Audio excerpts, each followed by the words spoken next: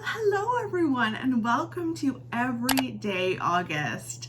I thought that we would start out Everyday August with a bang. We're starting with an original book tag. So this is the first time book tag. Everyone has a first time for everything. And that applies to books as well. So shall we dive right into the questions? The first question is, sorry, not sorry. The first book that you could not stop gushing about. Like everyone tried to get you to stop talking about it, but you couldn't. You couldn't. For me, that was Pride and Prejudice by Jane Austen. Classic. I read this when I was maybe 17, 18. I was in liberal arts at Heritage College, it's a cégep in Quebec, and I loved this book.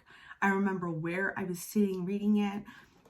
I could not stop thinking about Elizabeth and Mr. Darcy.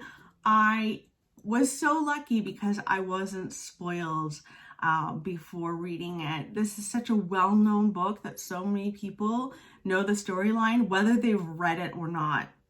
If you're someone who hasn't read it and you haven't already been spoiled, I so highly recommend picking this up to dip your toe into a little romance. And I'm not a romance girl. You guys know I have no heart. I don't. It doesn't exist. But in this case, it does. And I would talk about it with my dear friend Shannon. We were like inseparable during college. And we would just literally talk about Pride and Prejudice so much. Like so much of our days. I don't know why, but we just could not get enough of it. So sorry, not sorry. Amazing book. Question number 2. Thank you. Next. The first book you wish that you had DNF'd. I had to read Moby Dick for an American literature class at Queen's. And I hated it. Like I really hated it. Moby Dick, if you don't know, is huge. It's well over 800 pages, I want to say. It's around there. And it's really about a bunch of guys who are on a shipping vessel, a whaling boat, and they would go and kill whales to, produce oil for lamps and that kind of thing. And we follow a shipping vessel and they are seeking the great whale and they are trying to bring this whale down. And I was really bored. I could not believe there were so many chapters about rope, like just descriptions upon descriptions of rope. And I couldn't stand it. But it was absolutely required. Like it wasn't one of those books in university. I don't know if any other English lit people out there also did this, but sometimes I wouldn't read the entire curriculum. I wouldn't read every single book in a course syllabus. In this case, I had to read it. There was no way around it. And all I wanted to do was put it down because I hated it so much. I am sorry for anyone out there who this is their favorite book. I'm sorry. It just didn't work for me. Question number 3, Working Wonders. The first book that really helped you through something hard in your life. For me, that was Eat, Pray, Love. I read this after a breakup. It was a hard breakup for me, even though in retrospect, he was not worth all of the tears, okay? We've all dated those people that weren't worth the tears, but I was really upset. He broke up with me, and I felt lost and like I had failed. And in Eat, Pray, Love, Elizabeth Gilbert is telling the story of her life after she learns that she wants to get a divorce from her husband. They just have different things that they want in their lives. She's not in love with him anymore. And so she breaks up with him. She is devastated by it because it really is still a death. And then she goes to Italy to eat, to India to pray, and Indonesia to fall in love. And it was just a really joyful experience and made me look into myself and what I wanted in life outside of this particular man. And this wasn't a long relationship either. Like, really, why was I so devastated? I don't know. But this helped me. It really helped me, like, get back in touch with just me. So thanks, Elizabeth. Question number 4, don't turn out the lights. The first book that gave you chills. Okay, so for me, this was the Fear Street series by R.L. Stine. I was obsessed with this when I was a kid, like 100% loved to be scared. I don't know if you guys know, but over on Netflix, they've done a whole little trilogy of films that are Fear Street films. And they've been coming out with them in July. They came out with them like once a week, basically. And I loved it. I loved watching them. I thought they were so much fun. The whole Fear Street series, like, I didn't continue on with it. Like, I'm sure there are 10 million books in that series at this point, but I used to just love this series so much. It was creepy and fun, and I just could not get enough of it. And it definitely kind of paved the way for me loving thrillers, loving horror books going forward. I'm not surprised. Question number 5. Can I get my time back, please? The first book that made you angry.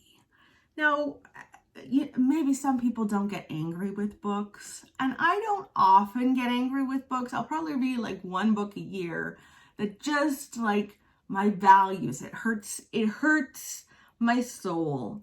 The first book that really pissed me off was Twilight.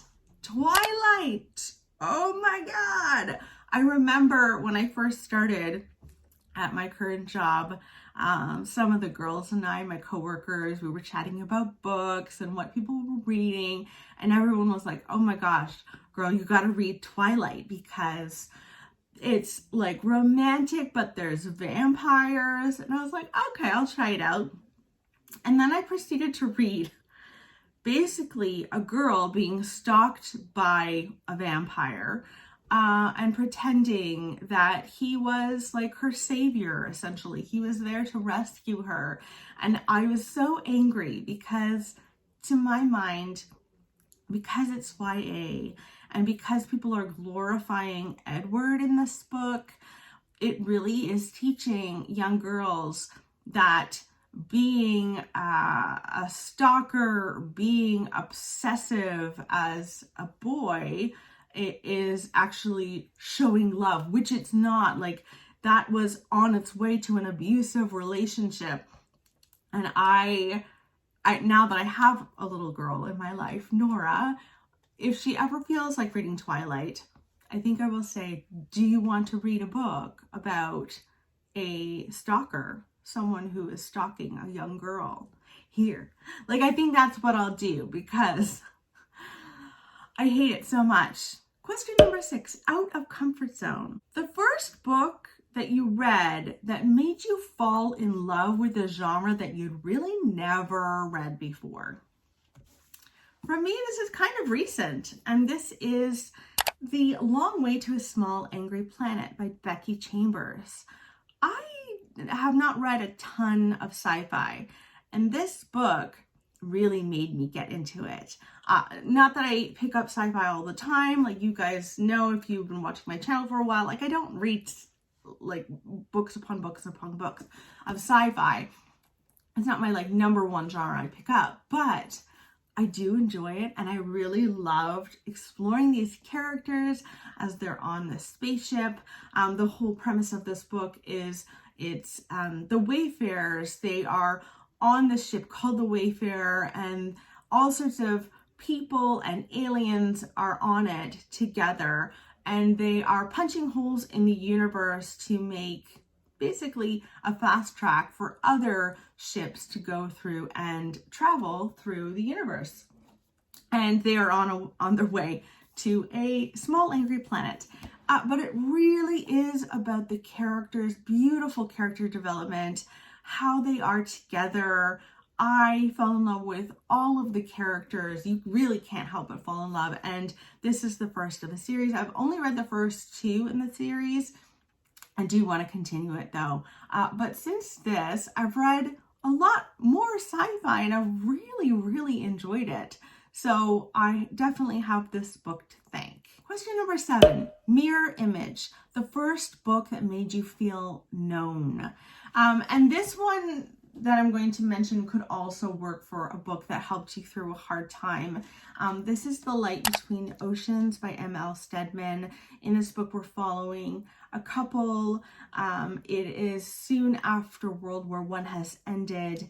They live on Janus Rock, just off of Australia, and they are lighthouse keepers, and they are struggling to have a child. They've had multiple miscarriages, and it's really been devastating for them. And so when a boat comes ashore and there's a dead man in the boat and a living and breathing baby, they take the baby in and there are consequences.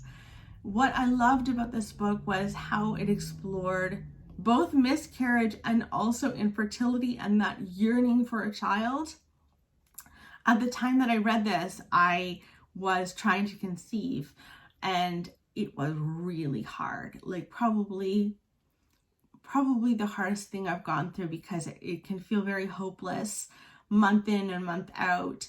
You're on this roller coaster ride of like hope, and then having your hopes dashed. And like every single month going through that is really hard.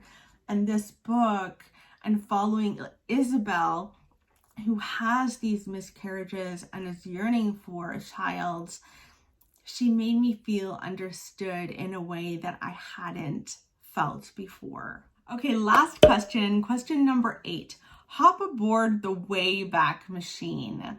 The first book you reviewed on booktube, and this is really fun because I did have to go exploring on my channel, and the first book I reviewed on booktube came from a video where I recommended books about books. Very fitting for a booktube channel. And the first book that I talked about was The Book Thief by Marcus Zizek, which is one of my all-time favorite books. So good. This is YA, and I don't read a ton of YA, but this is a YA that has stuck with me. This follows a little girl in Germany during World War II, and she is, away from her family. She doesn't really have family anymore, and she goes to stay with a couple that take her in. And through this book, she steals books, hence The Book Thief. And she does that because she finds comfort in books. And it explores her trying to sort through living in Nazi Germany when she doesn't have Nazi values in any way, shape, or form, and connecting with this family that just embrace her and, oh my gosh, make her feel so loved. I adored this book. Also just her trying to have a childhood. Just trying to have a childhood, have friends, and live in this really weird time. I absolutely loved it. I'm going to link that video in the description box below for you guys.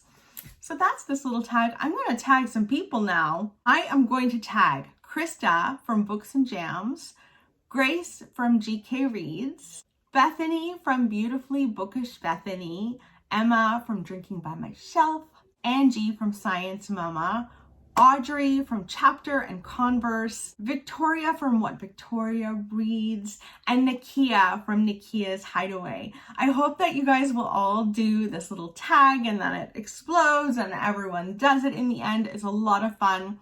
I'd love to know in the comments below, what are your bookish firsts? And also, if there's anything that you'd like to see in Everyday August, I'm hosting every single day this month. What would you like to see? Put that in the comments below, and I'll chat with you tomorrow. Bye!